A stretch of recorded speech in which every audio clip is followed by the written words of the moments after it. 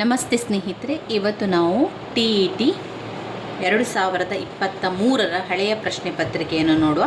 ಶಿಶು ವಿಕಸನ ಮತ್ತು ಬೋಧನಾಶಾಸ್ತ್ರದ ಬಗ್ಗೆ ತಿಳ್ಕೊಳ್ಳುವ. ಶಿಶು ವಿಕಸನ ಮತ್ತು ಬೋಧನಾಶಾಸ್ತ್ರದಲ್ಲಿ ಬಂದಿರುವಂಥ ಪ್ರಶ್ನೆಗಳು. ಇದು 2023ರ ಪ್ರಶ್ನೆ ಪತ್ರಿಕೆ. 61ನೇ ಪ್ರಶ್ನೆ. ಒಂದು ಮಗುವು ತನ್ನ ತೋಳು ಮತ್ತು ಕೈಗಳ ಮೇಲೆ ನಿಯಂತ್ರಣವನ್ನು ಪಡೆದು ನಂತರ ತನ್ನ ಬೆರಳುಗಳ ಮೇಲೆ ನಿಯಂತ್ರಣವನ್ನು ಪಡೆಯುತ್ತದೆ. ಇದನ್ನು ಪ್ರತಿನಿಧಿಸುವ ತತ್ವ ಯಾವುದು? ಕೇಂದ್ರ ಪರಿಧಿ ಅಭಿಮುಖ. ಒಂದು ಮಗುವು ತನ್ನ ತೋಳು ಮತ್ತು ಕೈಗಳ ಮೇಲೆ ನಿಯಂತ್ರಣವನ್ನು ಪಡೆದು ನಂತರ ತನ್ನ ಬೆರಳುಗಳ ಮೇಲೆ ನಿಯಂತ್ರಣವನ್ನು ಪಡೆಯುವಂಥದ್ದು, ಅದು ಒಂದು ಪ್ರತಿನಿಧಿಸುವ ತತ್ವ ಕೇಂದ್ರ ಪರಿಧಿ ಅಭಿಮುಖ. 62ನೆಯ ಪ್ರಶ್ನೆ. ಶೈಶಾವಧಿಯಲ್ಲಿ ಪ್ರಾರಂಭಗೊಂಡು ಜೀವನ ಪರ್ಯಂತ ಮುಂದುವರಿಯುವಂಥ ಒಂದು ಪ್ರಕ್ರಿಯೆ ಯಾವುದು? ಅದು ಒಂದು ಭಾವನೆ, ಮನೋಭಾವನೆಯು ನಿರಂತರವಾಗಿ ನಡೆಯುವಂಥದ್ದು ಮನೋಭಾವನೆ. 63ನೆಯ ಪ್ರಶ್ನೆ. ಹೊಂದಿಸಿ ಬರೀಬೇಕು. ಸಂವೇದನ ಗತಿ ಹಂತ 0ರಿಂದ 2 ವರ್ಷ, ಕಾರ್ಯಪೂರ್ವದ ಹಂತ 2ರಿಂದ 7 ವರ್ಷ, ಮೂರ್ತ ಕಾರ್ಯಗಳ ಹಂತ 7ರಿಂದ 11 ವರ್ಷ, ಔಪಚಾರಿಕ ಕಾರ್ಯಗಳ ಹಂತ 11ರಿಂದ ಮೇಲ್ಪಟ್ಟಂಥದ್ದು. ಇಲ್ಲಿ ವಯಸ್ಸು ಬರೆದಿರುವಂಥದ್ದು. ಇಲ್ಲಿ ಅವರು ಕೊಟ್ಟಿರುವಂಥದ್ದು ಸಂವೇದನ ಗತಿ ಹಂತ, ಕಾರ್ಯಪೂರ್ವದ ಹಂತ, ಮೂರ್ತ ಕಾರ್ಯಗಳ ಹಂತ, ಔಪಚಾರಿಕ ಕಾರ್ಯಗಳ ಹಂತ ಅಂತ ಕೊಟ್ಟಿದ್ದಾರೆ. ವಸ್ತುವಿನ ಶಾಶ್ವತತೆ ಅಂದರೆ ಒಂದು ವಸ್ತು ಶಾಶ್ವತವಾಗಿ ಅದಿದೆ. ಒಂದು ಸಣ್ಣ ಒಂದು 0ರಿಂದ 2 ವರ್ಷದಲ್ಲಿ ಏನಾಗ್ತದೆ ಅಂತ ಹೇಳಿದರೆ, ಮಕ್ಕಳು ಯಾವುದಾದ್ರೂ ಒಂದು ಆಟಿಕೆಯನ್ನು ತೆಗೆದುಕೊಂಡು ಇದು ನಿಜವಾಗಿ ಇದೆ ಅಂತ ಅಂದ್ಕೊಳ್ತಾರೆ. ಒಂದು ಬಸ್, ಇದು ನಿಜವಾದ ಬಸ್ ಎನ್ನುವ ರೀತಿಯಲ್ಲಿ ಅದು ವಸ್ತುವಿನ ಶಾಶ್ವತೆಯದ ಬಗ್ಗೆ ಅವರು ತಿಳ್ಕೊಳ್ಳುವಂಥದ್ದು. ಅದು ಸಂವೇದನ ಗತಿ ಹಂತ. ಸಂವೇದನ ಗತಿ ಹಂತ 0ರಿಂದ 2 ವರ್ಷ ಅಂದರೆ ಹುಟ್ಟಿನಿಂದ 2 ವರ್ಷ ತನಕ ಸಂವೇದನ ಗತಿ ಹಂತ ವಸ್ತುವಿನ ಶಾಶ್ವತದ ಬಗ್ಗೆ ಹೇಳುವಂಥದ್ದು. ಕಾರ್ಯಪೂರ್ವದ ಹಂತ 2 ವರ್ಷದಿಂದ 7 ವರ್ಷ. ಇಲ್ಲಿ ಮಕ್ಕಳು ಮಾತನಾಡಲಿಕ್ಕೆ ಅಭ್ಯಾಸ ಮಾಡ್ತಾರೆ, ನಡೀಲಿಕ್ಕೆ ಅಭ್ಯಾಸ ಮಾಡುವಂಥದ್ದು 2 ವರ್ಷದಿಂದ 7 ವರ್ಷ. ಕಾರ್ಯಪೂರ್ವದ ಹಂತಗಳಲ್ಲಿ ಭಾಷಾ ಬೆಳವಣಿಗೆ ಆಗ್ತದೆ. ಮೂರ್ತ ಕಾರ್ಯಗಳ ಹಂತ 7 ವರ್ಷದಿಂದ 11 ವರ್ಷಗಳ ತನಕ ಅವರು ಎಲ್ಲ ಆಲೋಚನೆ ಮಾಡಲಿಕ್ಕೆ ಆರಂಭ ಮಾಡ್ತಾರೆ. ತಾರ್ಕಿಕ ಆಲೋಚನೆಗಳು, ಇದು ಆ ರೀತಿಯಾಗಿರ್ಬೋದು, ಇದು ಈ ರೀತಿಯಾಗಿರ್ಬೋದು ಎನ್ನುವ ಆಲೋಚನೆಗಳೆಲ್ಲ ಆರಂಭ ಆಗ್ತದೆ. ನಂತರ ಔಪಚಾರಿಕ ಕಾರ್ಯಗಳ ಹಂತ 11 ವರ್ಷದಿಂದ ಮೇಲ್ಪಟ್ಟವರು ಶಿಕ್ಷಕರು ಯಾವುದೇ ರೀತಿಯ ಸಮಸ್ಯೆಗಳನ್ನು ಕೊಟ್ಟಾಗ ಅವರು ತಕ್ಷಣವೇ ಅದನ್ನು ಪರಿಹರಿಸಲಿಕ್ಕೆ ಪ್ರಯತ್ನ ಮಾಡ್ತಾರೆ. ಆ ಸಮಸ್ಯೆಗಳನ್ನು ಬಗೆಹರಿಸಲಿಕ್ಕೆ ಪ್ರಯತ್ನ ಮಾಡ್ತಾರೆ. ಎಲ್ಲ ರೀತಿಯ ಒಂದು ವಿಚಾರಗಳನ್ನು ತಿಳಿಲಿಕ್ಕೆ, ಪ್ರಶ್ನೆಗಳನ್ನು ಕೇಳಲಿಕ್ಕೆ ಎಲ್ಲ ಕೂಡ ಅವರಿಗೆ ಆ ಒಂದು ಸಮಯದಲ್ಲಿ ಸಮಸ್ಯೆಗಳನ್ನೆಲ್ಲ ತಿಳ್ಕೊಳ್ಳಿಕ್ಕೆ ಆರಂಭವಾಗುವಂಥದ್ದು ಔಪಚಾರಿಕ ಕಾರ್ಯಗಳ ಹಂತ. 11 ವರ್ಷದಿಂದ ಮೇಲ್ಪಟ್ಟದು ಸಮಸ್ಯೆಗಳ ಪರಿಹಾರವನ್ನು ಮಾಡಿಕೊಳ್ಳಲಿಕ್ಕೆ ಅವರಿಗೆ ಗೊತ್ತಾಗುವಂಥದ್ದು ಈ ಹಂತ. ಇಲ್ಲಿ ಉತ್ತರ 4ನೇದಾಗಿರ್ತದೆ. ಸಂವೇದನ ಗತಿ ಹಂತ 0ರಿಂದ 2 ವರ್ಷ, ಕಾರ್ಯಪೂರ್ವದ ಹಂತ 2ರಿಂದ 7 ವರ್ಷ, ಮೂರ್ತ ಕಾರ್ಯಗಳ ಹಂತ 7ರಿಂದ 11 ವರ್ಷ, ಹಾಗೆ ಔಪಚಾರಿಕ ಕಾರ್ಯಗಳ ಹಂತ 11 ವರ್ಷದಿಂದ ಮೇಲ್ಪಟ್ಟಂಥದ್ದು. ಸಂವೇದನ ಗತಿ ಹಂತದಲ್ಲಿ ಅಂದರೆ 0ರಿಂದ 2 ವರ್ಷಗಳಲ್ಲಿ ಮಕ್ಕಳು ಶಾಶ್ವತೆಯ ಬಗ್ಗೆ, ಒಂದು ವಸ್ತುವಿನ ಶಾಶ್ವತವಾಗಿರ್ತದೆ ಎನ್ನುವುದರ ಬಗ್ಗೆ ತಿಳ್ಕೊಳ್ಳುತ್ತಾರೆ. 2ನೇದಾಗಿ ಕಾರ್ಯಪೂರ್ವದ ಹಂತ 2 ವರ್ಷದಿಂದ 7 ವರ್ಷಗಳಲ್ಲಿ ಭಾಷಾ ಬೆಳವಣಿಗೆ ಆಗ್ತದೆ. 7ರಿಂದ 11 ವರ್ಷ ತನಕ ಮೂರ್ತ ಕಾರ್ಯಗಳ ಹಂತ. ಇಲ್ಲಿ ಅವರು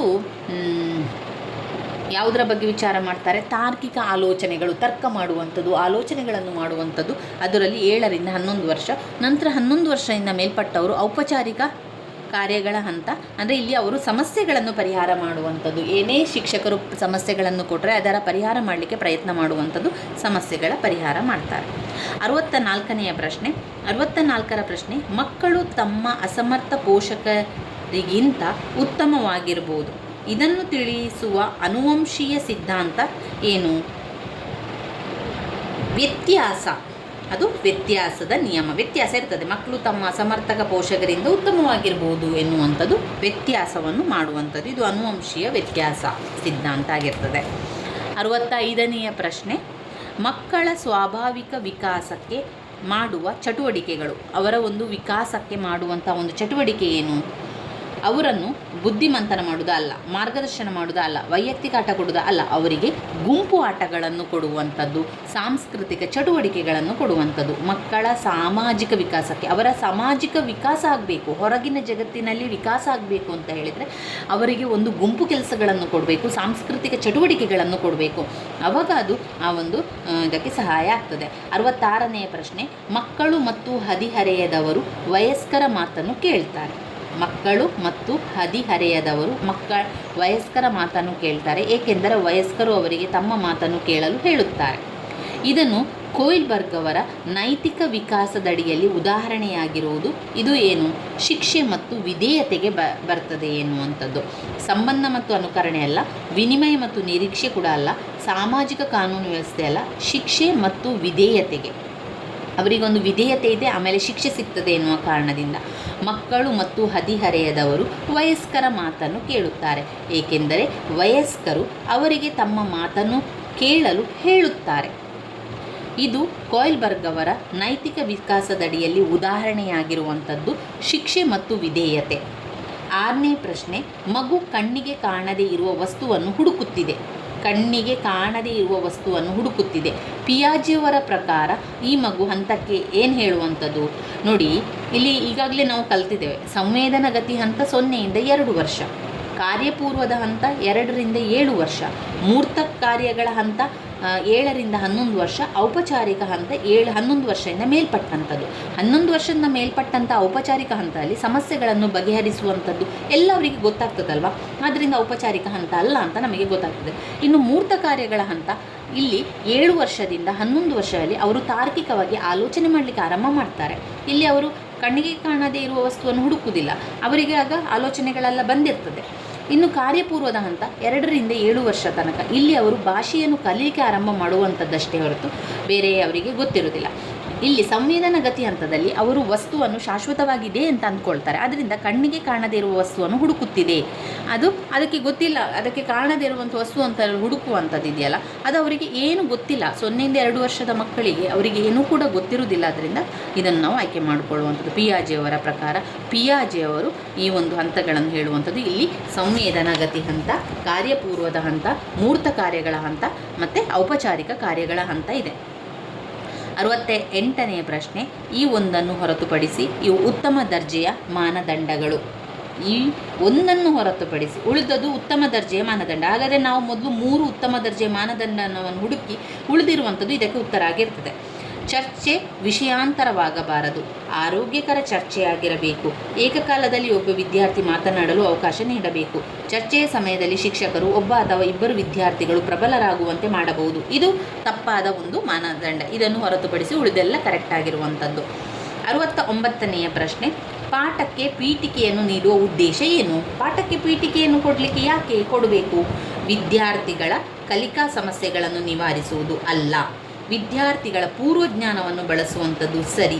ಪಾಠದ ಮುಖ್ಯಾಂಶಗಳನ್ನು ನೀಡುವಂಥದ್ದು ಅಲ್ಲ, ಕಲಿಕೆಗೆ ವಿದ್ಯಾರ್ಥಿಗಳನ್ನು ಸಿದ್ಧಪಡಿಸುವುದು. ಹೌದು, ಪೀಠಿಕೆಯನ್ನು ಕೊಡುವುದು ಯಾಕೆ ಅಂತ ಹೇಳಿದರೆ, ಮಕ್ಕಳಿಗೆ ನಾವು ಒಂದು ಪಾಠವನ್ನು ಮಾಡ್ತಾ ಇದ್ದೇವೆ ಅಂತ ಹೇಳಿದರೆ ಪೀಠಿಕೆಯನ್ನು ಕೊಡೋದ್ರಿಂದ ಮಕ್ಕಳನ್ನು ಸಿದ್ಧಪಡಿಸಬೇಕು. ಒಂದು ಪಾಠಕ್ಕೆ ಅಲ್ಲಿ ಸಿದ್ಧಪಡಿಸಬೇಕು ಅಂತಾದರೆ ಪೀಠಿಕೆ ಕೊಡಬೇಕು. ನೋಡಿ, ಈ ಒಂದು ಗಿಡದ ಬಗ್ಗೆ ಹೇಳ್ತಾ ಇದ್ದೀರಿ ಅಂತಾದರೆ ಯಾರೆಲ್ಲ ಗಿಡ ತಂದಿದ್ದೀರಿ, ಈ ರೀತಿಯ ಗಿಡ ನಿಮ್ಮ ಮನೆಯಲ್ಲಿದೆಯಾ, ಈ ರೀತಿ ಮಕ್ಕಳನ್ನು ಸಿದ್ಧಪಡಿಸುವಂಥದ್ದು. ಮತ್ತು ಮಕ್ಕಳ ಪೂರ್ವಜ್ಞಾನಕ್ಕೆ ಕರೆತರುವಂಥದ್ದು. ಒಂದು ಗಿಡದ ಬಗ್ಗೆ ಗೊತ್ತಿದೆಯಾ ಎನ್ನುವಂಥದ್ದೆಲ್ಲ ಇದೆಯಲ್ಲ, ಪೂರ್ವಜ್ಞಾನಕ್ಕೆ ತರುವಂಥದ್ದು. ಅದರಿಂದ ಬಿ ಮತ್ತು ಡಿ ಸರಿಯಾದ ಉತ್ತರ. 70ನೆಯ ಪ್ರಶ್ನೆ, ಬೋಧನೆ ಮತ್ತು ಕಲಿಕೆಯ ಪ್ರಕ್ರಿಯೆಯನ್ನು ಉತ್ತಮಪಡಿಸುವ ಮೌಲ್ಯಮಾಪನ ಯಾವುದು? ಒಂದು ಬೋಧನೆ, ಮತ್ತೊಂದು ಕಲಿಕೆ. ಅದರ ಪ್ರಕ್ರಿಯೆಯನ್ನು ಉತ್ತಮಪಡಿಸುವಂಥ ಮೌಲ್ಯಮಾಪನವೇ ರೂಪಣಾತ್ಮಕ ಮೌಲ್ಯಮಾಪನ. ಇಲ್ಲಿ ಉಳಿದಿರುವಂಥದ್ದನ್ನು ನೋಡಿ, ನೈದಾನಿಕ ಮೌಲ್ಯಮಾಪನ ಇರುವಂಥದ್ದು. ಈಗ ಸಮಸ್ಯೆ ಅಂತ ಬಂದಾಗ ಆ ಸಮಸ್ಯೆಯನ್ನು ಬಗೆಹರಿಸಲಿಕ್ಕೆ ನೈದಾನಿಕ ಪರೀಕ್ಷೆಯನ್ನು ಮಾಡ್ತಾರೆ, ನೈದಾನಿಕ ಮೌಲ್ಯಮಾಪನವನ್ನು ಮಾಡುವಂಥದ್ದು. ಇದು ಸಾಧನೆ ಮೌಲ್ಯಮಾಪನ ಅಂದರೆ ಸಾಧನೆಗೆ ಸಂಬಂಧಪಟ್ಟದ್ದು. ಇಲ್ಲಿ ಅವರು ಕೇಳ್ತಾ ಇದ್ದಾರೆ ಬೋಧನೆ ಮತ್ತು ಕಲಿಕೆ ಎರಡೂ ಪ್ರಕ್ರಿಯೆಗೆ ಉತ್ತಮಪಡಿಸುವಂಥ ಕೌಶಲ್ಯ ಅಂತ ಹೇಳಿದರೆ ಅದು ರೂಪಣಾತ್ಮಕ ಮೌಲ್ಯಮಾಪನ. ಎರಡೂ ಕೂಡ ಇರುವಂಥದ್ದು ರೂಪಣಾತ್ಮಕ ಮೌಲ್ಯಮಾಪನದಲ್ಲಿ. 71ನೆಯ ಪ್ರಶ್ನೆ, ತರಗತಿಯಲ್ಲಿ ಘಟಕ ಪರೀಕ್ಷೆಯನ್ನು ಮಾಡುವುದು ಇದರ ಉದ್ದೇಶವಲ್ಲ. ಕೆಲವೊಮ್ಮೆ ಪ್ರಶ್ನೆಗಳು ನಾವು ಸರಿಯಾಗಿ ಓದದಿದ್ದರೆ ಅದು ಕೆಲವೊಮ್ಮೆ ಏನಾಗ್ತದೆ, ನಾವು ಉದ್ದೇಶ ಅಂತ ಓದಿ ಅದಕ್ಕೆ ಆನ್ಸರನ್ನು ಗುರುತಾಗ್ತೇವೆ. ಅದರಿಂದ ಪ್ರಶ್ನೆಯನ್ನು 2 ಬಾರಿ ಓದ್ಕೊಳ್ಬೇಕು. ತರಗತಿಯಲ್ಲಿ ಘಟಕ ಪರೀಕ್ಷೆಯನ್ನು ಮಾಡುವುದು ಇದರ ಉದ್ದೇಶವಲ್ಲ. ಒಂದನ್ನು ಹೊರತುಪಡಿಸಿ ಉಳಿದದೆಲ್ಲ ಉದ್ದೇಶಕ್ಕಾಗಿರ್ತದೆ. ನೋಡಿ, ಕಲಿಕೆಯಲ್ಲಿನ ಪ್ರಗತಿಯನ್ನು ಮೌಲ್ಯಮಾಪನ ಮಾಡುವುದು, ಬೋಧನೆಯ ಮಟ್ಟವನ್ನು ಅರ್ಥ ಮಾಡಿಕೊಳ್ಳುವುದು, ಕಲಿಕೆಯಲ್ಲಿನ ಕ್ಲಿಷ್ಟತೆಗಳನ್ನು ಅರ್ಥ ಮಾಡಿಕೊಳ್ಳುವುದು, ವಿದ್ಯಾರ್ಥಿಗಳಿಗೆ ಮುಂದಿನ ತರಗತಿಗೆ ಬಡ್ತಿ ನೀಡುವುದು. ಆದ್ದರಿಂದ ಇದರ ಉದ್ದೇಶ ಅಲ್ಲ ಅಂತ ಗೊತ್ತಾಗ್ತದೆ. 72ನೆಯ ಪ್ರಶ್ನೆ, ಈ ಉದ್ದೇಶಕ್ಕೆ ಸಂಬಂಧಿಸಿದಂತೆ ಹೆಚ್ಚು ಪ್ರಶ್ನೆಗಳಿದ್ದರೆ ಪರೀಕ್ಷೆಯು ಕ್ಲಿಷ್ಟವಾಗುತ್ತದೆ. ಈ ಉದ್ದೇಶಕ್ಕೆ ಸಂಬಂಧಿಸಿದಂತೆ ಹೆಚ್ಚು ಪ್ರಶ್ನೆಗಳಿದ್ದರೆ ಪರೀಕ್ಷೆಯು ಕ್ಲಿಷ್ಟವಾಗ್ತದೆ. ಯಾವ ಉದ್ದೇಶ? ಅನ್ವಯ ಎನ್ನುವಂಥದ್ದು ಬಂದರೆ, ಯಾಕೆ ಅಂತ ಹೇಳಿದರೆ, ಜ್ಞಾನ ಅಂತ ಬಂದ ಕೂಡಲೇ ಅದು ಒಂದು ಅಂಕದ ಪ್ರಶ್ನೆ. ಅಶೋಕನ ತಂದೆಯ ಹೆಸರೇನು? ಅಶೋಕನು ಮಾಡಿದ ಯುದ್ಧದ ಹೆಸರೇನು? ಅದು ಒಂದು ಅಂಕದ ಪ್ರಶ್ನೆ, ಅದು ಜ್ಞಾನಕ್ಕೆ ಸಂಬಂಧಪಟ್ಟಂಥದ್ದು. ಇನ್ನು ತಿಳುವಳಿಕೆ ಅಂತ ಬಂದಾಗ ಅಲ್ಲಿ ಬರುವಂತಹ ಪ್ರಶ್ನೆ 2 ಅಂಕದ ಪ್ರಶ್ನೆಗಳೆಲ್ಲ ಬರ್ತದೆ. ಅಂದರೆ ಹೋಲಿಸುವಂಥದ್ದು, ವ್ಯತ್ಯಾಸಿಸುವಂಥದ್ದು, ವಿವರಿಸುವಂಥದ್ದು, ಇದೆಲ್ಲ ಸಾಧಾರಣವಾಗಿ 2 ಅಂಕದ ಪ್ರಶ್ನೆ ಅಥವಾ 4 ಅಂಕದ ಪ್ರಶ್ನೆಗೆ ಬರ್ತದೆ. ಇನ್ನು ಕೌಶಲ ಅಂತ ಬಂದಾಗ ಕೂಡ 1 ಅಂಕದ ಪ್ರಶ್ನೆ ಅಥವಾ 3 ಅಂಕದ ಪ್ರಶ್ನೆ ಎಲ್ಲ ಬರ್ತದೆ. ಯಾವುದು? ಭೂಪಟದಲ್ಲಿ ಗುರುತಿಸುವಂಥದ್ದು. ಈಗ ಒಂದು ಭಾರತ ಒಂದು ಚಿತ್ರವನ್ನು ಬಿಡಿಸಿ ಭಾಗಗಳನ್ನು ಗುರುತಿಸಿ, ಅದು ಕೌಶಲ್ಯದಲ್ಲಿ ಬರ್ತದೆ. ಇನ್ನು ಅನ್ವಯ ಏನು ಬರ್ತದೆ? ಅನ್ವಯ ಎನ್ನುವಂತಹ ಪ್ರಶ್ನೆ ವಿಶ್ಲೇಷಣೆ ಮಾಡಲಿಕ್ಕೆ ಬರ್ತದೆ. ವಿಶ್ಲೇಷಣೆಯನ್ನು ಮಾಡಿ ಅಂತ ಹೇಳಿದರೆ ಒಂದು ಪ್ರಬಂಧ ರೀತಿಯಲ್ಲಿ ತುಂಬ ಬರಿಬೇಕಾಗ್ತದೆ. ಆದ್ದರಿಂದ ಈ ರೀತಿಯ ಪ್ರಶ್ನೆಗಳೇ ಇದ್ದರೆ ಪರೀಕ್ಷೆ ಏನಾಗ್ತದೆ? ಕಷ್ಟಕರ ಆಗ್ತದೆ. ಆದ್ದರಿಂದ ಅನ್ವಯವನ್ನು ಆಯ್ಕೆ ಮಾಡಿಕೊಳ್ಬೇಕು. 73ನೆಯ ಪ್ರಶ್ನೆ, ವಿದ್ಯಾರ್ಥಿಗಳು ಜ್ಞಾನವನ್ನು ಅನ್ವಯ ಮಾಡಿಕೊಳ್ಳುವಂತೆ ಮಾಡುವ ಬೋಧನೆಯ ಹಂತ ಏನು? ವಿದ್ಯಾರ್ಥಿಗಳೇನು ಮಾಡಬೇಕು? ಜ್ಞಾನವನ್ನು ಅನ್ವಯ ಮಾಡಿಕೊಳ್ಳುವಂತೆ ಮಾಡುವ ಬೋಧನೆಯ ಹಂತ ಆವಿಷ್ಕರಿಸುವಂಥದ್ದು, ವಿಸ್ತಾರಗೊಳಿಸು, ತೊಡಗಿಸಿಕೊಳ್ಳುವಿಕೆ, ವಿವರಿಸುವಂಥದ್ದು, ಆವಿಷ್ಕಾರ ಮಾಡುವಂಥದ್ದು. ಜ್ಞಾನವನ್ನು ಅನ್ವಯ ಮಾಡಬೇಕು ಅಂತ ಹೇಳಿದರೆ ಅದರಲ್ಲಿ ಬೇರೆ ಬೇರೆ ಆವಿಷ್ಕಾರವನ್ನು ಮಾಡಬೇಕು. ಸಮಗ್ರ ಮೌಲ್ಯಮಾಪನದಲ್ಲಿ ಸಮಗ್ರ ಎಂಬುದು ಇದನ್ನು ಒಳಗೊಂಡಿರುವುದಿಲ್ಲ. ಯಾವುದು ಒಳಗೊಂಡಿರಬೇಕಾಗಾದರೆ? ವಿವಿಧ ರೀತಿಯ ಪ್ರಶ್ನೆಗಳು. ಸಮಗ್ರ ಮೌಲ್ಯಮಾಪನ ಅಂತ ಹೇಳಿದರೆ ವಿವಿಧ ರೀತಿಯ ಪ್ರಶ್ನೆಗಳಿರ್ತದೆ, ವಿವಿಧ ರೀತಿಯ ಉದ್ದೇಶಗಳಿರ್ತದೆ, ವಿವಿಧ ರೀತಿಯ ಪರೀಕ್ಷೆಗಳಿರ್ತದೆ. ಆದರೆ ಸಮಗ್ರ ಎಂಬುದು ಇದನ್ನು ಒಳಗೊಂಡಿರುವುದಿಲ್ಲ. ವಿವಿಧ ರೀತಿಯ ಬೋಧನಾ ವಿಧಾನ. ಇಲ್ಲಿ ಮೌಲ್ಯಮಾಪನ ಅಂತ ಕೊಟ್ಟಿದ್ದಾರೆ, ಇಲ್ಲಿ ನೋಡಿ, ಇಲ್ಲಿ ಬೋಧನಾ ವಿಧಾನ ಅಂತ ಕೊಟ್ಟಿದ್ದಾರೆ. ಇದು ಒಂದು ಬೇರೆ ಆಗಿರ್ತದೆ. ಆದ್ದರಿಂದ ನಮಗೆ ಗೊತ್ತಾಗಬೇಕು. ಆ ಪ್ರಶ್ನೆಯನ್ನು ನೀವು ಒಂದು ಟ್ರಿಕ್ಕಿನ ರೀತಿಯಲ್ಲಿ ಯೋಚನೆ ಮಾಡಿ ಒಂದು ಪ್ರಶ್ನೆಯನ್ನು 2 ಬಾರಿ ಓದ್ಕೊಳ್ಳಿ. ಆ ಪ್ರಶ್ನೆಯಲ್ಲಿ ಒಂದ ಅಲ್ಲ, ಒಂದ ಹೌದು, ಈ ಉದ್ದೇಶ ಅಲ್ಲ, ಈ ಲಕ್ಷಣ ಅಲ್ಲ, ಈ ರೀತಿಯ ಒಂದು ಟ್ವಿಸ್ಟ್ಗಳನ್ನು ಕೊಡ್ತಾರೆ. ಅದರಲ್ಲಿ ನಾವು ತುಂಬ ಜಾಗರೂಕರಾಗಿರಬೇಕು. ಅದನ್ನು ನೋಡ್ಕೊಳ್ಳಿ. ಲಕ್ಷಣ ಅಲ್ಲ ಅಂತ ಹೇಳಿದರೆ ಉಳಿದ 3 ಉತ್ತರಗಳು ಲಕ್ಷಣ ಆಗಿರ್ತದೆ. ಅದರಿಂದ ನಾವು ಮೊದಲಿಗೆ ಆ ಲಕ್ಷಣಗಳನ್ನು ನೋಡಿಕೊಂಡ್ರೆ ಉಳಿದಿರುವಂಥದ್ದು ಲಕ್ಷಣ ಅಲ್ಲದಿರುವಂಥದ್ದು, ಅದನ್ನು ಆಯ್ಕೆ ಮಾಡ್ಕೊಳ್ಬೇಕು. ಅದು ಮತ್ತೊಂದು ಏನಾಗಿರ್ತದೆ ಅಂತ ಹೇಳಿದರೆ ಆ ಒಂದು ಪ್ರಶ್ನೆಯಲ್ಲಿಯೇ ಉತ್ತರಕ್ಕೆ ಸಂಬಂಧಪಟ್ಟದಿರ್ತದೆ. ಈಗ ಮೌಲ್ಯಮಾಪನ ಅಂತ ಬಂದ ಕೂಡಲೇ ಬೋಧನಾ ವಿಧಾನ ಅಂತ ಬರುವುದಿಲ್ಲ. ಮೌಲ್ಯಮಾಪನಕ್ಕೆ ಸಂಬಂಧಪಟ್ಟಂಥದ್ದು ಅಂತ ಹೇಳುವುದು ಬೋಧನಕ್ಕೆ ಬರುವುದಿಲ್ಲ. ಅದರಿಂದ ಅದು ಒಳಗೊಂಡಿಲ್ಲ ಅಂತ ಗೊತ್ತಾಗ್ತದೆ. ಯಾವುದು ಉಲ್ಟಾಗಿರ್ತದೆ ಅದನ್ನು ನಾವು ಯೋಚನೆ ಮಾಡಬೇಕಾಗ್ತದೆ. ಇಲ್ಲಿ ಶಿಶು ವಿಕಾಸ ಮತ್ತು ಬೋಧನಾಶಾಸ್ತ್ರದಲ್ಲಿ ನೀವು ತುಂಬಾ ನಿಮ್ಮ ಒಂದು ಯೋಚನಾ ಶಕ್ತಿಯನ್ನು ಬಳಸ್ಕೊಳ್ಬೇಕು. ನೀವು ಸ್ವಲ್ಪ ಬೇರೆ ರೀತಿಯ ಆ್ಯಂಗಲಲ್ಲಿ ಯೋಚನೆ ಮಾಡಿದರೆ ಮಾತ್ರ ಇಲ್ಲಿ ಉತ್ತರಗಳು ಸರಿಯಾಗಿ ನಿಮಗೆ ಸಿಗ್ತದೆ. ಹಾಗೆಯೇ ಬೇಗ ಉತ್ತರಗಳನ್ನು ಕಂಡುಹಿಡಿಕೊಳ್ಬೋದು. 2 ರೀತಿಯ ಆ್ಯಂಗಲ್ನಲ್ಲೂ ಕೂಡ ನೀವು ಆಲೋಚನೆ ಮಾಡಲಿಕ್ಕೆ ಆರಂಭ ಮಾಡಬೇಕು. 75ನೇ ಪ್ರಶ್ನೆ, ಒಬ್ಬ ಶಿಕ್ಷಕ ತರಗತಿಯಲ್ಲಿ ವಿವಿಧ ಬೋಧನಾ ವಿಧಾನಗಳನ್ನು ಬಳಸುತ್ತಿದ್ದಾರೆ. ಈಗ ಒಂದು ಪ್ರಶ್ನೆಯನ್ನು ಓದಬೇಕಾದ್ರೆ ನೀವು ಒಂದು ಇಮ್ಯಾಜಿನೇಷನ್ಗೆ ಹೋಗಬೇಕು. ಆವಾಗ ನಮಗೆ ಬೇಗ ಉತ್ತರ ಸಿಗ್ತದೆ ಸ್ನೇಹಿತರೆ. ಒಬ್ಬ ಶಿಕ್ಷಕ ಅಂತ ಹೇಳಿದ ಕೂಡಲೇ ನೀವು ಒಬ್ಬ ಶಿಕ್ಷಕನಾಗಿ ಇರುವಾಗ ಅದನ್ನು ರೀತಿಯ ಒಂದು ಕಣ್ಣಿಗೆ ಆ ಒಂದು ದೃಶ್ಯವನ್ನು ತರುವ ರೀತಿಯಲ್ಲಿ ಮಾಡಬೇಕು. ಒಬ್ಬ ಶಿಕ್ಷಕ ತರಗತಿಯಲ್ಲಿ ವಿವಿಧ ಬೋಧನಾ ವಿಧಾನಗಳನ್ನು ಬಳಸ್ತಾ ಇದ್ದಾನೆ. ಬೋಧನಾ ವಿಧಾನ ಅಂತ ಹೇಳಿದರೆ ಬೇರೆ ಬೇರೆ ವಿಧಾನಗಳನ್ನು ಬಳಸ್ತಾ ಇದ್ದಾನೆ. ಅವರು ಇದಕ್ಕೆ ಸಂಬಂಧಿಸಿದ ಸಮಸ್ಯೆಯನ್ನು ಪರಿಹರಿಸಿಕೊಳ್ಳುತ್ತಿದ್ದಾರೆ. ಇದು ಏನು? ಇದು ಒಂದು ಅಶಿಸ್ತ ಅಲ್ಲ, ಸಂವೇಗಗಳ ಅಲ್ಲ, ಮರೆವ ಅಲ್ಲ. ಹಾಗಾದರೆ ಅದೊಂದು ವೈಯಕ್ತಿಕ ಭಿನ್ನತೆಗಳು. ಯಾಕಂದರೆ ಇಲ್ಲಿ ಟೀಚರ್ ಅವರಿಗೆ ಸಂಬಂಧಪಟ್ಟಂತೆ ಅವರು ಯಾವ ಬೋಧನೆ ರೀತಿಯನ್ನು ಮಾಡ್ತಾ ಇದ್ದಾರೆ, ಬೇರೆ ಬೇರೆ ರೀತಿಯ ಬೋಧನೆಯನ್ನು ಬಳಸ್ತಾ ಇದ್ದಾರೆ. ಇದು ಏನು? ಇದು ಅವರ ವೈಯಕ್ತಿಕ ವಿಚಾರ. ಇವು ಒಂದು ವೈಯಕ್ತಿಕವಾಗಿ ಭಿನ್ನತೆ ಇರುವಂತಹ ಒಂದು ವಿಚಾರ ಆಗಿರ್ತದೆ. 76ನೇ ಪ್ರಶ್ನೆ, ಪರೀಕ್ಷೆ ಮುಗಿದ ತಕ್ಷಣ ವಿದ್ಯಾರ್ಥಿಗಳು ಹಿಮ್ಮಾಹಿತಿ ಪಡೆಯಬೇಕು ಎಂಬುದನ್ನು ಪ್ರತಿಪಾದಿಸಿರುವ ಕಲಿಕೆಯ ನಿಯಮ ಏನು? ಕಲಿಕೆಯ ನಿಯಮ ಪರಿಣಾಮ ನಿಯಮ ಆಗಿರ್ತದೆ. ಯಾಕಂದರೆ ಪರೀಕ್ಷೆ ಮುಗಿದ ತಕ್ಷಣ ವಿದ್ಯಾರ್ಥಿಗಳು ಹಿಮ್ಮಾಹಿತಿ ಪಡೆಯಬೇಕು, ಆ ಒಂದು ಮಾಹಿತಿಯನ್ನು ಪಡೆಯಬೇಕು. ಅಥವಾ ಆ ಒಂದು ಪ್ರಶ್ನೆಗೆ ಉತ್ತರ ಹೌದಾ ಅಂತ ಪರೀಕ್ಷಿಸುವಂಥದ್ದು ಅದು ಪರಿಣಾಮ ನಿಯಮ. ಅದು ಪರಿಣಾಮವನ್ನು ನೋಡಿಕೊಳ್ಳುವಂಥದ್ದು. ಸಿದ್ಧತೆ ಬರುವುದಿಲ್ಲ, ಯಾಕಂದರೆ ಇದು ಪರೀಕ್ಷೆ ಆರಂಭದಲ್ಲಿ ಮಾಡಬೇಕಾಗಿರುವಂಥದ್ದು. ಉಪಯೋಗಿಸುವ ನಿಯಮ ಅಂತ ಹೇಳಿದರೆ ಅದು ಪರೀಕ್ಷೆಯಲ್ಲಿ ಅದು ಉಪಯೋಗಿಸದಂಥ ನಿಯಮ ಆಗಿರ್ಬೋದು. ಪರಿಣಾಮ ಅಂತ ಹೇಳಿದರೆ ನಾವು ಬರೆದಿರುವಂಥ ವಿಚಾರವನ್ನು ಹಿಮ್ಮಾಹಿತಿಯನ್ನು ಪಡೆಯಬೇಕು. ಪರೀಕ್ಷೆ ಮುಗಿದ ತಕ್ಷಣ ವಿದ್ಯಾರ್ಥಿಗಳು ಹಿಮ್ಮಾಹಿತಿ ಪಡೆಯಬೇಕು ಎಂಬುದನ್ನು ಪ್ರತಿಪಾದಿಸಿರುವ ಕಲಿಕೆಯ ನಿಯಮ ಪರಿಣಾಮ ನಿಯಮ. 77ನೆಯ ಪ್ರಶ್ನೆ, ವಿದ್ಯಾರ್ಥಿಗಳ ವರ್ತನೆಯಲ್ಲಿ ಶಾಶ್ವತ ಬದಲಾವಣೆಗಳನ್ನುಂಟು ಮಾಡುವುದು ಈ ಕಲಿಕೆ. ಯಾವ ಕಲಿಕೆ? ಒಳನೋಟ ಕಲಿಕೆ ಶಾಶ್ವತ ಬದಲಾವಣೆಯನ್ನುಂಟು ಮಾಡ್ತದ? ಇಲ್ಲ. ವಿದ್ಯಾರ್ಥಿಗಳ ವರ್ತನೆ ಬದಲಾಗಬೇಕು ಅಂತ ಹೇಳಿದರೆ ಪ್ರಯತ್ನ ಮತ್ತು ದೋಷ. ಈಗ ಪ್ರಯತ್ನ ಮತ್ತು ದೋಷವೇ ಶಾಶ್ವತ ಬದಲಾವಣೆಗಳನ್ನು ಉಂಟು ಮಾಡುವಂಥ ಕಲಿಕೆ.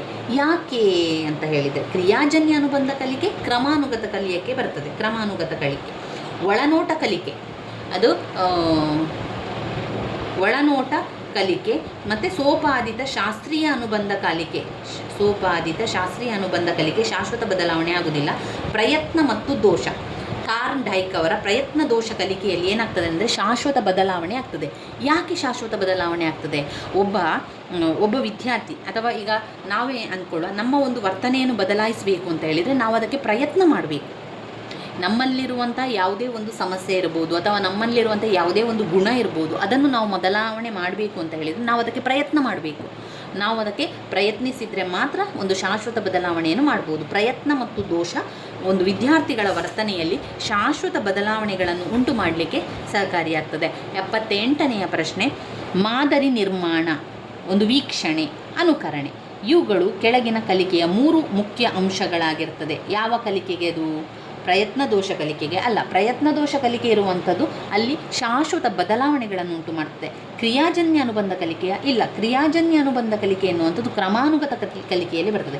ಒಳನೋಟ ಕಲಿಕೆಯ ಇಲ್ಲ. ಒಳನೋಟ ಕಲಿಕೆ ಬರೋದಿಲ್ಲ. ಇನ್ನು ಸಾಮಾಜಿಕ ಕಲಿಕೆ, ಮಾದರಿಯ ನಿರ್ಮಾಣ ಮಾಡುವಂಥದ್ದು, ವೀಕ್ಷಣೆ ಮಾಡುವಂಥದ್ದು. ವೀಕ್ಷಣೆ ಅಂತ ಹೇಳಿ ಹೊರಗೆ ಹೋಗಿ ವೀಕ್ಷಣೆ ಮಾಡುವಂಥದ್ದು, ಬೇರೆ ಬೇರೆ ಕಡೆಗಳಲ್ಲಿ ಹೋಗಿ ಒಂದು ದೇವಾಲಯ ಇರ್ಬೋದು, ಒಂದು ಯಾವುದಾದ್ರೂ ಒಂದು ವೀಕ್ಷಣೆಯನ್ನು ಮಾಡಿ ಕಲಿಯುವಂಥದ್ದು ಅಥವಾ ಅನುಕರಣೆ ಮಾಡಿ ಕಲಿಯುವಂಥದ್ದು, ಅದು ಯಾವುದಕ್ಕೆ ಬರ್ತದೆ? ಅದು ಸಾಮಾಜಿಕ ಕಲಿಕೆಗೆ ಬರ್ತದೆ. 79ನೆಯ ಪ್ರಶ್ನೆ, ಒಬ್ಬ ಶಿಕ್ಷಕ ಶಾಲೆಗೆ ಮಗುವನ್ನು ದಾಖಲು ಮಾಡಿಕೊಳ್ಳುವಾಗ ಮಗುವಿನ ವಯಸ್ಸಿನ ಬಗ್ಗೆ ವಿಚಾರಣೆ ಮಾಡುತ್ತಿದ್ದಾರೆ. ಈ ಕೆಳಗಿನ ಅಂಶ ಆದ್ಯತೆ ನೀಡುವುದು ಯಾವುದಕ್ಕೆ? ಈಗ ಒಂದು ವಯಸ್ಸು ಬೇಕು. ಈಗ ಶಾಲೆಗೆ ಸೇರಬೇಕಾದ್ರೆ 6 ವರ್ಷ ಆಗಬೇಕು ಅಂತ ಯಾಕೆ ಹೇಳ್ತಾರೆ? ಯಾಕೆ ಹೇಳಿದರೆ ಅವರಿಗೆ ಬುದ್ಧಿಶಕ್ತಿ ಎಷ್ಟಿದೆ ಅಂತ ನೋಡಲಿಕ್ಕೆ ಅಲ್ಲ, ಅವರ ಜ್ಞಾನ ಎಷ್ಟಿದೆ ಅಂತ ನೋಡಲಿಕ್ಕೆ ಅಲ್ಲ, ಅವರ ಅನುಭವ ಎಷ್ಟಿದೆ ಅಂತ ನೋಡಲಿಕ್ಕೆ ಅಲ್ಲ. ಅವರ ಒಂದು ವಯಸ್ಸು ಯಾಕೆ ಕೇಳ್ತಾ ಇದ್ದಾರೆ ಅಂತ ಹೇಳಿದರೆ, ತುಂಬಾ ಚಿಕ್ಕ ವಯಸ್ಸಿನಲ್ಲಿದ್ದರೆ ಅವರ ಒಂದು ಬುದ್ಧಿ ಬೆಳವಣಿಗೆ ಆಗಿರೋದಿಲ್ಲ, ಅಥವಾ ಅವರ ಒಂದು ವಯಸ್ಸು ಈಗ 6 ವರ್ಷದಲ್ಲಿಯೇ ಶಾಲೆಗೆ ಸೇರಿಸಬೇಕು ಅಂತ ನಿಯಮ ಇರ್ತದೆ. ಯಾಕೆ ಅಂತ ಹೇಳಿದರೆ ಅವರ ಒಂದು ಮನಸ್ಸು ಪಕ್ವವಾಗಿರಬೇಕು, ಅವರ ಒಂದು ಮೆದುಳು ಪಕ್ವವಾಗಬೇಕು. ಅವರ ಒಂದು ಮನಸ್ಸು ಪಕ್ವವಾಗಿದ್ದರೆ ಮಾತ್ರ ಅವರು ವಿದ್ಯಾಭ್ಯಾಸವನ್ನು ಮಾಡಲಿಕ್ಕೆ ಸಾಧ್ಯ. ಅದರಿಂದ ಅವರಿಗೆ ಸರಿಯಾದ ವಯಸ್ಸು ತುಂಬಿದೆಯಾ, ಅವರು ಪರಿಪಕ್ವವಾಗಿದ್ದರಾ ಅಂತ ನೋಡಿಕೊಂಡು ಅವರನ್ನು ಸೇರಿಸಿಕೊಳ್ಳುವಂಥದ್ದು. 80ನೇ ಪ್ರಶ್ನೆ, ಈ ಕೆಳಗಿನವುಗಳಲ್ಲಿ ಅನುವಂಶೀಯತೆಯ ನಿಯಂತ್ರಣದಲ್ಲಿದ್ದು ಕಲಿಕೆಯ ಮೇಲೆ ಪ್ರಭಾವ ಬೀರುವ ಅಂಶಗಳು ಯಾವುದು? ಅನುವಂಶಿಕವಾಗಿ, ಈಗ ಬುದ್ಧಿಶಕ್ತಿ ಎನ್ನುವಂಥದ್ದು ಅನುವಂಶಿಕವಾಗಿ ಬಂದಿರುವಂಥದ್ದು, ಪರಿಪಕ್ವತೆ ಎನ್ನುವಂಥದ್ದು ಅನುವಂಶಿಕವಾಗಿ ಬಂದಿರುವಂಥದ್ದು. ಆದ್ದರಿಂದ ಬಿ ಮತ್ತು ಡಿ ಸರಿಯಾದ ಉತ್ತರ ಆಗಿದೆ. ಅನುವಂಶೀಯತೆಯ ನಿಯಂತ್ರಣದಲ್ಲಿ ಇದ್ದು ಕಲಿಕೆಯ ಮೇಲೆ ಪ್ರಭಾವ ಬೀರುವಂಥದ್ದು, ಪ್ರೇರಣೆ ಮಾಡುವಂಥದ್ದು ಅನುವಂಶಿಕವಾಗಿ ಬಂದದ್ದಲ್ಲ, ಅಥವಾ ಮನೋಧೋರಣೆಗಳು ಅಲ್ಲ. ಆದ್ದರಿಂದ ಬಿ ಮತ್ತು ಡಿ ಉತ್ತರ ಸರಿಯಾಗಿರುವಂಥದ್ದು. 81ನೇ ಪ್ರಶ್ನೆ, ಅಭಿಪ್ರೇರಣೆ ಮಾಡುವಂಥದ್ದು ಅವಲಂಬಿತವಾಗಿರುವುದು ಈ ಅಂಶದ ಮೇಲೆ. ಯಾವುದರ ಮೇಲೆ? ಅವಶ್ಯಕತೆಯ ಅಲ್ಲ, ತೃಪ್ತಿಯ ಅಲ್ಲ, ಅನುಭವ ಅಲ್ಲ, ಆಸಕ್ತಿಯೇ ಅಭಿಪ್ರೇರಣೆಗೆ ಅವಲಂಬಿತವಾಗಿರುವಂಥದ್ದು. ಈಗ ನಾವು ಒಬ್ಬರನ್ನು ಪ್ರೇರಣೆ ಮಾಡಬೇಕು ಅಂದರೆ ಹೇಳಿದರೆ ಆಸಕ್ತಿ ಬೇಕು. ಅವನಲ್ಲಿ ಒಂದು ಆಸಕ್ತಿ ಇದೆ ಅಂತ ಹೇಳಿದರೆ, ಈಗ ನಾವು ಯಾಕೆ ಪ್ರೇರಣೆ ಮಾಡ್ತೇವೆ? ಈಗ ಒಂದು ಸ್ಪೋರ್ಟ್ಸಲ್ಲಿ ಇದ್ದಂಥ ವಿದ್ಯಾರ್ಥಿಗಳಿಗೆ ನಾವು ಪ್ರೇರಣೆ ಮಾಡ್ತೇವೆ, ಹೋಗು, ಮಾಡು, ನೀನು ಅದನ್ನು ಪ್ರಾಕ್ಟೀಸ್ ಮಾಡಬೇಕು, ಕಲಿ ಅಂತ ನಾವು ಪ್ರೇರಣೆಯನ್ನು ಮಾಡ್ತೇವೆ. ಯಾಕೆ ಮಾಡ್ತೇವೆ ಅಂತ ಹೇಳಿದರೆ ಆ ವಿದ್ಯಾರ್ಥಿಗೆ ಅದರಲ್ಲಿ ಆಸಕ್ತಿ ಇದೆ. ಈಗ ವಿದ್ಯಾರ್ಥಿಗೆ ಒಂದು ಪ್ರಬಂಧ ವಿಷಯದಲ್ಲಿ ಆಸಕ್ತಿ ಇದೆ ಅಂತ ಹೇಳಿದರೆ ನಾವು ಆ ಪ್ರಬಂಧವನ್ನು ಅದನ್ನು ಕಲಿ ಎನ್ನುವಂತಹ ಒಂದು ಪ್ರೇರಣೆಯನ್ನು ಕೊಡುವಂಥದ್ದು. ಅವನಲ್ಲಿ ಆಸಕ್ತಿ ಇದ್ದಾಗ ಮಾತ್ರ. ಅಭಿಪ್ರೇರಣೆ ಅವಲಂಬಿತವಾಗಿರುವುದು ಆಸಕ್ತಿಯ ಮೇಲೆ. 82ನೆಯ ಪ್ರಶ್ನೆ, ಒಂದು ಪರೀಕ್ಷೆ ಏನನ್ನು ಪರೀಕ್ಷಿಸಬೇಕು ಅದನ್ನು ಪರೀಕ್ಷಿಸಿದರೆ ಆ ಒಂದು ಪರೀಕ್ಷೆಯನ್ನು ನಾವು ಸಮಂಜಸವಾಗಿದೆ ಅಂತ ಹೇಳ್ತೇವೆ. ಒಂದು ಪರೀಕ್ಷೆ ಏನನ್ನು ಪರೀಕ್ಷಿಸಬೇಕು ಅದನ್ನು ಪರೀಕ್ಷಿಸದೇ ಇದ್ದರೆ ಅದು ಒಂದು ವಿಶ್ವಾಸನೀಯತೆ ಅಂತ ನಾವು ಹೇಳೋದು, ಅದು ಒಂದು ಅವಿಶ್ವಾಸ ಅಂತ ಹೇಳುವಂಥದ್ದು, ಅದು ತಪ್ಪಾಗಿದೆ ಅಂತ ಹೇಳುವಂಥದ್ದು.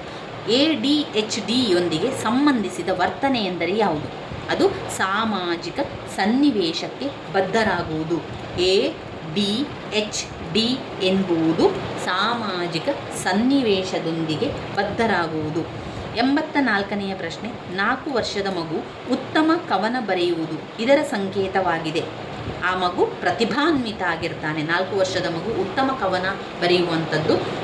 ಪ್ರತಿಕೂಲರು, ಅವಕಾಶ ವಂಚಿತರು, ರೂಢಿಗತರು, ಪ್ರತಿಭಾನ್ವಿತರು. 4 ವರ್ಷ ಮಗು ಒಂದು ಉತ್ತಮ ಕವನ ಬರಿತಾ ಇದೆ ಅಂತ ಹೇಳಿದರೆ ಅದು ಆ ಮಗು ಪ್ರತಿಭಾನ್ವಿತ ಮಗು.